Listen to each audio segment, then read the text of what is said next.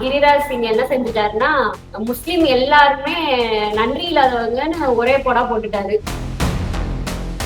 இது வந்து பர்ட்டிகுலரா நன்றி கெட்டவங்கன்ற மாதிரி சொல்லிட்டாரு. கருணாநிதி ஆட்சியும்போது என்னாச்சு, அவர் வந்து தோத்துட்டாங்க. தோத்த உடனே தமிழ்நாட்டு மக்கள்லாம் வந்து சோத்தால் அடிச்ச பிண்டங்கள் அப்டின்னாரு. இப்ப தமிழ்நாட்டுல விஜய் எங்க நிக்க போறாரு அப்படிங்கிறது இப்போ ஒரு பரபரப்பு. அந்த லிஸ்ட் எடுத்து பார்த்துட்டு இப்ப ஏதோ வி அப்படின்னு வர விருதாச்சலத்துல நிக்க போறாரு. ஆனா விஜயகாந்த் நின்னு வெற்றி பெற்றதுனால பெரியார வந்து வழிகாட்டியா காமிச்சவங்க இந்த மாதிரி ஒரு வீன்னு நின்னான்னா வெற்றி அடையலாங்கிற மூட நம்பிக்கைக்கு பலியாலாமா? ஆமா. சிஎம்மோட நலத்திட்டங்கள் எல்லாமே வந்து அடிப்படை தொண்டர்கள். அதாவது மக்களுக்கு வந்து போய் சேரலையாம். மக்களுக்கு போய் சேரலையாம். சிஎம்மோட கொள்கைகள் எல்லாமே. அவரோட இதெல்லாம். அது 4 வருஷமா வந்து அது வந்து மறந்து போச்சு. கடைசி ஓட் போற நேரத்துல தான் அவங்களுக்கு வந்து பெல் அடிச்சிருக்கு. தெரியலைங்க. மொத்தமா வந்து கிட்டத்தட்ட 789.85 கோடிக்கு விற்பனை ஆயிருக்கு.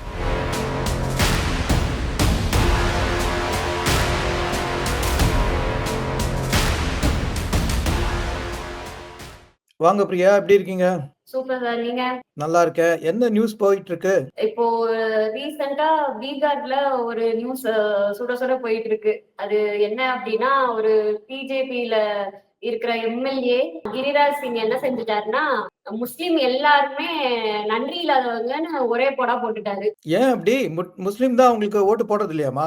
ஆமா, அப்படிதான் சொல்றாரு. பிஜேபி கொண்டு வந்த எல்லா நலத்திட்டங்களே முஸ்லிம்கள் வந்து அனுபவிக்கிறாங்க. ஆனா சரி, அவங்க அவங்க வந்து நன்றி சொல்லணுங்கிற அளவுக்கு இவங்க என்ன பண்ணாங்க பிஜேபில? முஸ்லிம்ஸ்க்குன்னு பர்ட்டிகுலரா அவங்க சொன்ன மாதிரி தெரியல. பொதுவா நாங்க வந்து அது பண்ணோம், இது பண்ணோம்னு எல்லா கட்சிகளும் சொல்ற மாதிரி அவங்களும் சொல்லியிருப்பாங்க இல்லையா? அதுக்கு வந்து முஸ்லிம்கள் நன்றி தெரிவிக்கலங்கிறாங்க.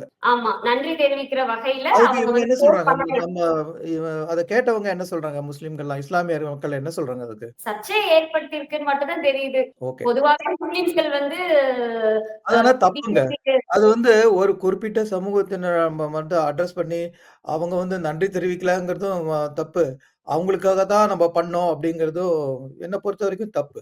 ஒரு ஒரு ஒரு ஓட்டு அவங்க போடுறதுங்கிறது அவங்களுடைய உரிமை. அவங்க வந்து இது நல்லதா நினைக்கலாம், இது நல்லது இல்லாம நினைக்கலாம். அது அவங்க விருப்பம். சில சமயம் நலத்திட்டங்கள் வந்து எல்லாருக்கும் தான் போகும் இல்லையா? இப்ப வந்து ஆமா, தமிழக அரசே ஒரு நலத்திட்டம் ஒண்ணு பண்ணுதுன்னா, அது எல்லாத்துக்கும் தான் போகும். ஆனா எல்லாருமா டிஎம்கேக்கு ஓட்டு போட போறாங்க? அது மாரி தான் ஆமா. நம்ம எடுத்துக்கணுமே தவிர, நலத்திட்டம் பண்ணிட்டேன், அதனால எனக்கு ஓட்டு போடு அப்படின்னு கேட்கறது வந்து எவ்வளோ தூரம் ரொம்ப சரியான விஷயம்னு தெரியல. ஆனா நீங்க சொல்லுது வந்து ஒரு செய்தியா இருக்கு. இத வந்து மக்கள் எப்படி பார்க்க போறாங்கிறது ஓட்டு போடச்சே தானா தெரியும். இது வந்து பர்ட்டிகுலரா நன்றி கெட்டவங்கன்ற மாதிரி சொல்லிட்டாரு. அது ரொம்ப தப்பான வார்த்தை. அதான் அந்த நன்றி. யூஸ் பண்ண ஆனா வார்த்தை வந்து இதே ரொம்ப மாதிரி வந்து நம்ம காலத்திலயும் இருந்திருக்கு. ஒரு தடவ டிஎம்கே இதும்போது கருணாநிதி ஆட்சியும்போது என்னாச்சு, அவர் வந்து தோத்துட்டாங்க. தோத்த உடனே தமிழ்நாட்டு மக்கள்லாம் வந்து சோத்தால் அடிச்ச பிண்டங்கள் அப்டின்னாரு. அதுவும் தப்பு. ஒரு கட்சிங்கிறது ஜெயிச்சா உடனே புகழ்றது, ஓட்டு போடலன்னா உடனே இகழ்றது 2மே தப்பு என்ன பொறுத்தவரைக்கும். ஓட்டு போடுறதுங்கிறது அவங்க உரிமை. நீங்க நல்லது செய்யணும், செய்யாதுங்கிறது அத அவங்க எப்படி ஏத்துக்கிறாங்கங்கிறது அவங்களுடைய விருப்பம் அது. அவ்வளோதான். அந்த நியூஸ்ல எனக்கு அவ்வளோதான் ஆமா. வந்து சொல்ல தோணுது. நன்றி கெட்டவங்கன்னு சொல்லிட்டாரு. அது ரொம்ப பெரிய தப்பு. அது முஸ்லிம்கள ஒரு சிறுபான்மை இனத்த வந்து சொன்னது வந்து நம்ம இந்தியால வந்து அது இன்னும் கூடுதல் ஒரு தப்பா தானே போய் முடியும். ஆமா. அது வந்து அவங்க ரிஃப்ளெக்ட் பண்ணும். இது அவங்க ஏற்கனவே அவங்க கோவமா இருந்தாங்கன்னா, இது இன்னும் கொஞ்சம் வந்து கோவத்துல போய் முடியும். ஆமா. பொதுவாவே முஸ்லிம்ஸும், கிறிஸ்டின்ஸும் பிஜேபிக்கு வோட் பண்ண மாட்டாங்க. அப்படின்ற ஒரு பரவலான கருத்து இருக்கு. அவங்க பிஜேபி காரங்களே இது வந்து அது இந்து மக்களுக்கான கட்சி அப்படின்ற மாதிரி தானே முன்னிலைப்படுத்துறாங்க. ஆமா. அது படுத்துறாங்க. அது படுத்தக்கூடாதுன்னு நெனைக்கிறாங்க. இது 2 விதமா இருக்குங்க இதுல. அவங்க கூடாதுன்னு நெனைப்பாங்க. ஆனா படுத்துவாங்க. இது வந்து வ அது வேற ஒரு விவாதத்துல நம்ம எடுத்துப்போம் அது. நம்ம ஒரு நியூஸோட கடந்து போவோம். இப்ப இங்க ஓகே. பாருங்களேன், இப்ப தமிழ்நாட்டுல விஜய் எங்க நிக்க போறாரு அப்படிங்கிறது இப்ப ஒரு பரபரப்பு. ஏன்னா ஆமா. அவருடைய பேரு ஃபர்ஸ்ட் ஆல்பாபெட் வி. அவங்க தமிழ் வெற்றி கழகத்துல வின்னு வருது. அதனால விங்கிறது அவருக்கு வெற்றியா இருக்குமா? விஜயகாந்த் வந்து விருதாச்சலத்துல நின்னா மாரி அவர் வந்து வில நின்னாரு. அதனால விங்கிற ஏதோ இடங்கள் எல்லாம் வந்து ஒரு லிஸ்ட் போட்டாங்க. அதுல லிஸ்ட் எடுத்து பார்த்துட்டு இப்ப ஏதோ வி அப்படின்னு வர விருதாச்சலத்துல நிக்க போறாரு. ஆனா விஜயகாந்த் நின்னு வெற்றி பெற்றதுனால. இத நான் எப்படி தெரியுமா பார்க்கிறேன்? இவங்க வந்து ம். பெரியார வந்து சித்தாந்த ஒரு மூத்த கொள்கைக்கு வழிகாட்டியா வந்து அவங்க கட்சிய அனௌன்ஸ் பண்ண வச்சாங்க எல்லாம். பெரியார வந்து வழிகாட்டியா காமிச்சவங்க இந்த மாரி ஒரு வீன்னு நின்னான்னா வெற்றி அடையலாங்கிற மூட நம்பிக்கைக்கு பலியாலாமா? என்ன நினைக்கிறீங்க? ஆமா. விஜயோட தலைவர்களா கொண்டிருக்க எல்லாருமே எப்படின்னா, யங்ஸ்டர்ஸ்க்காக சரி நம்ம பெரியார உள்ள இழுத்து போடுவோம். இந்த ஜாதிக்காக இவர உள்ள இழுத்து போடுவோம். இந்த அவங்களுக்காக பெண்களுக்காக அஞ்சலிய உள்ள இழுத்து போடுவோம். அப்படின்ற மாதிரி தானே அவரு இது பண்ணியிருக்காரு. அதே வந்து அப்படிதான் ஒரு பெரிய தப்பு. அதே ஒரு பெரிய தப்பு. அதுவும் இப்படி இல்லாம இந்த தோணும். வீன்னு ஆரம்பிச்சானா நமக்கு வெற்றி கிடைக்கும்னு நெனைக்கிறது ரொம்பவே பைத்தியக்காரத்தனம். சரியான வடிகட்டின மூட நம்பிக்கை. ஆனா இது எல்லா கட்சியும் தான் செய்யுது. இப்ப வந்து திமுக ஆமா, வந்து திராவிட கொள்கையை பின்பற்றுவோம். திராவிட கொள்கை தான் எங்களுக்கு வழிகாட்டி அப்படின்னு சொல்லிட்டு என்ன பண்ணுவாங்க, இந்த வேட்பாளர்கள்லாம் வந்து வேட்புமனு தாக்கறச்சே கரெக்ட்டா நல்ல நேரத்துல போய் பண்ணுவாங்க. ஆமா. நல்ல நேரத்துல போய் நல்ல நாளா பார்த்து ஒரே கும்பலா இருக்கும். எல்லாரும் மத்தவங்கலாம் பண்ணுவாங்க. அதே மாரி இவங்களும் பண்ணுவாங்க. ஆனா கேட்டான்னா, ஆமா. அது அவங்க தனிப்பட்ட விருப்பம் அப்படின்னு சொல்லி கடந்து போக ட்ரை பண்ணுவாங்க. பட் எல்லா மக்கள்லாம் பார்த்துட்டு தான் இருப்பாங்க. ஒருவேள ம். விஜய் வந்து இந்த மாரி வீங்கிற காரணத்துக்காக அங்க நின்னான்னா, அது ரொம்ப பைத்தியக்காரத்தனம். அதே வந்து ம். ரொம்ப கேலிக்குரிய விஷயமா ஆயிடும். என்ன கேட்டோன்னா, அதுக்காகவே அவர் அங்க நிற்கக்கூடாதுன்னு சொல்லுவேன். பட் அது அவருடைய விருப்பம். ஆமா. இன்னும் க கன்ஃபார்ம் ஆகலல்ல. கன்ஃபார்ம் ஆனதுக்கு அப்புறம் இதெல்லாம் பார்ப்போம். பேச்சு தான், பேச்சு தான். ஆமா. எல்லாமே பேச்சு தான். அது அந்த பேச்சையும் நம்ம வந்து மக்களோட பகிர்ந்துக்க தான் சொல்றேன் நான் அந்த நியூஸையும். இப்ப அது ஆ. நீங்க இன்னொன்னு பார்த்தீங்கன்னா, இப்ப டிஎம்கே அவங்க வந்து என்ன ம். பண்ணிருக்காங்க, அவங்க டிஎம்கே சேர்ந்தவங்க யாரும் வெளிநாட்டுக்கு போக்கூடாது. இதெல்லாம் வந்து சும்மா ஒரு ஷோக்கு. இப்ப எலக்ஷன் வரைக்கும் அவங்க ரொம்ப பிஸியா இருக்கணும். நெறைய வேலை செய்யணும். வெளிநாட்டுக்கு யாரும் போயிடக்கூடாது அப்படிங்கிறாங்க. அது என்ன ஆமா. வெளிநாட்டுக்கு வந்து இவ்வளவு நாளா அப்ப போயிட்டு இருந்தாங்களா? அப்படின்னு கொஸ்டின் வருது. வெளிநாட்டுக்கு போய் என்ன பண்ணாங்க? அப்படின்னு தோணுது. சில பேர் வந்து வெளிநாட்டுல வேலையே பார்க்கலாம். அவங்கலாம் என்ன செய்வாங்க? அதெல்லாம் தெரியாது. அப்படி ஒரு கட்டளைய, ஒரு ஆணைய வந்து ஒரு தலைவர் வந்து பிறப்பிச்சிருக்காரு அவங்கள்ட்ட. ஒருவேளை நீங்க டிஎம்கே ஆதரவாளரா இருந்து உங்களுக்கு ஏதாவது பிளான் இருந்ததுன்னா, இப்பயே நிறுத்திருங்க. அந்த பக்கம் உங்களால வெளிநாட்டுக்கு கொஞ்ச நாளைக்கு முடியாது. இல்ல டிஎம்கே ஆதரவாளர்கள் கிட்ட அவரு அது கரெக்ட். சொன்ன ஆதரவாளர்கள் சொல்ல முடியாது. நீங்க டிஎம்கே கட்சி பணியாளரா இருந்தான்னா. ஆமாமாமா. உங்களுக்கு அது தெரிஞ்சவங்க அப்படி யாரா இருந்தாங்கன்னா சொல்லிடுங்க அவங்கட்ட. கட்சி பணியாளர்கள் யாரா ஆமா. இருந்தாங்கன்னா, வெளிநாட்டுக்கு முடியாதுன்னு. ஆமா. சிஎம்மோட நலத்திட்டங்கள் எல்லாமே வந்து அடிப்படை தொண்டர்கள். அதாவது மக்கள்களுக்கு வந்து போய் சேரலையாம். மக்களுக்கு போய் சேரலையாம். சிஎம்மோட கொள்கைகள் எல்லாமே. அவரோட இதெல்லாம். அது 4 வருஷமா வந்து அது வந்து மறந்து போச்சு. கடைசி ஓட் போற நேரத்துல தான் அவங்களுக்கு வந்து பெல் அடிச்சிருக்கு. அதான் இனிமேலாவது அடுத்த எலக்ஷனுக்கு நம்ம ஜெயிக்கணும். அதனால எங்கேயும் போகாம ஓட்டு எப்படி சேகரிக்கலாம் அப்படின்னு பாருங்க. மக்கள் கிட்ட போய் பேசுங்க அப்படின்னு இந்த 1 வருஷத்துல அவரு வந்து ஆணை பிறப்பிச்சிருக்காரு போல. இருக்கலாம். பார்ப்போம்.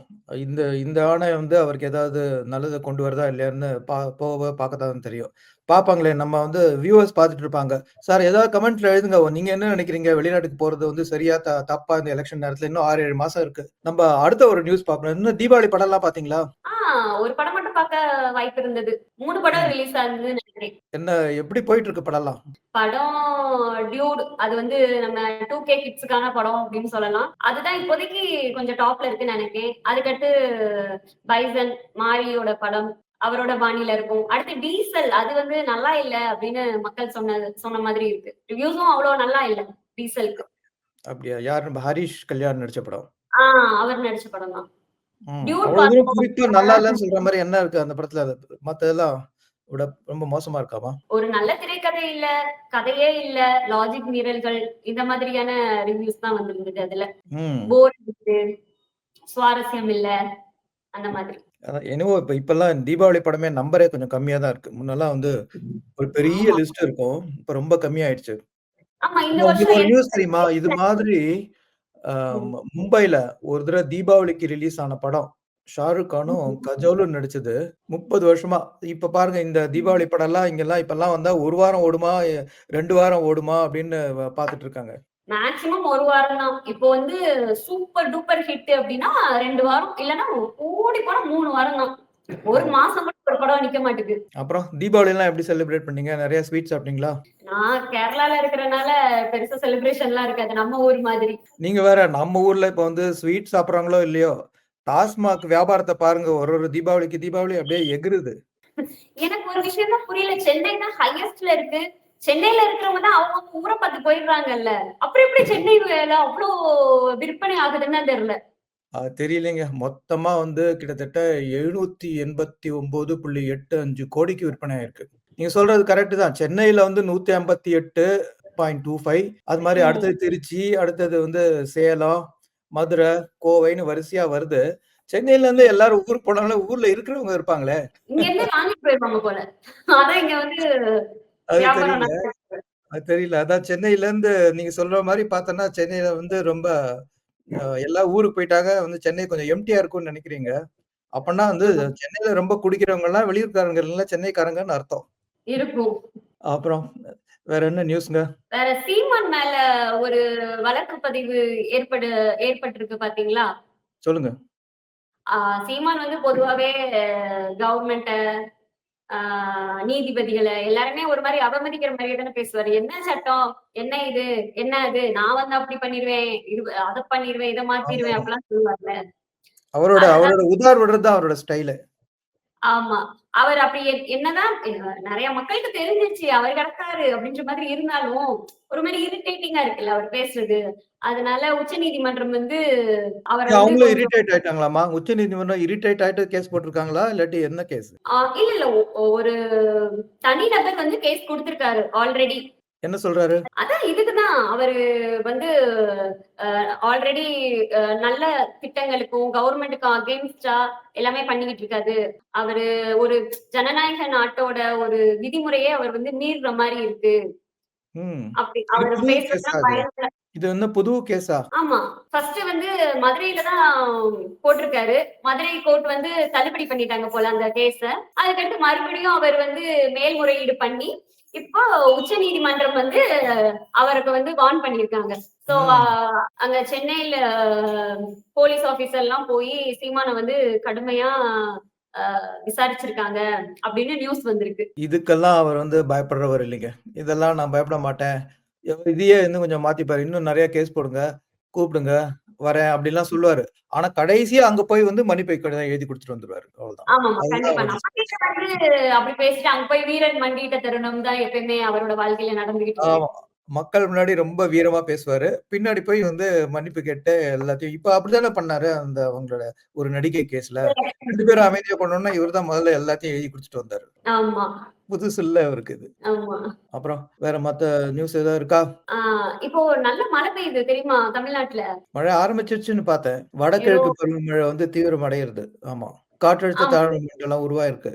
உருவாகியிருக்கு. அதனால இப்போ நல்ல மழை பெய்ஞ்சிருக்கு. அதனால எடப்பாடி பழனிசாமி அவரு என்ன சொல்லியிருக்காங்க அப்டின்னா, இந்த டைம்ல நெறைய வெள்ளம் அதெல்லாம் வர ஸ்டார்ட் பண்ணிரும்ல. நெறைய புயல் வரும். இந்த மாரி வர்றனால இவங்க வந்து முன்னெச்சரிக்கையா ஏஐஏடிஎம்கே அபிஷியல் அப்டின்னு சொல்லிட்டு ஒரு இது ஓப்பன் பண்ணியிருக்காங்க. அது ஓ! மூலமா அவங்க கட்சியில இருக்கிற தொண்டர்கள் எல்லாருமே இந்த மாரி மழையால, புயலால பாதிக்கப்பட்டவங்களுக்கு ஹெல்ப் பண்றதுக்கு கொஞ்சம் ஈஸியா இருக்கும் நல்ல அப்படின்றதுக்காக விஷயம். அவங்க ஒரு நடவடிக்கை எடுத்திருக்காங்க. நிச்சயமா நல்ல விஷயம். அது மக்கள்ட்ட பகிர்ந்ததுக்கு ரொம்ப நன்றி. கண்டிப்பா சொல்லணும். ஏதாவது அது சம்பந்தமா லிங்க் அது மாரி எதா இருக்கா? நம்ம டிஸ்கிரிப்ஷன் பாக்ஸ்ல போடுறதுக்கு, எப்படி கம்ப்ளைண்ட் பண்ணணுன்ட்டு? நம்ம இருந்தான்னா போடு. சர்ச் பார்ப்போம்.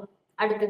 நல்ல நல்ல விஷயம். நல்ல விஷயம் யார் செஞ்சாலும் நம்ம வந்து சொல்லணும் அது மாரி. கண்டிப்பா, சரி. அடுத்த இன்னொரு சந்திப்புல பார்ப்போமா? நியூஸ் அடிக்கடி நடந்துகிட்டே இருக்கும். கண்டிப்பா. ரொம்ப நன்றி. அப்புறம் பார்க்கலாம் பிரியா. ஓகே. பாய்.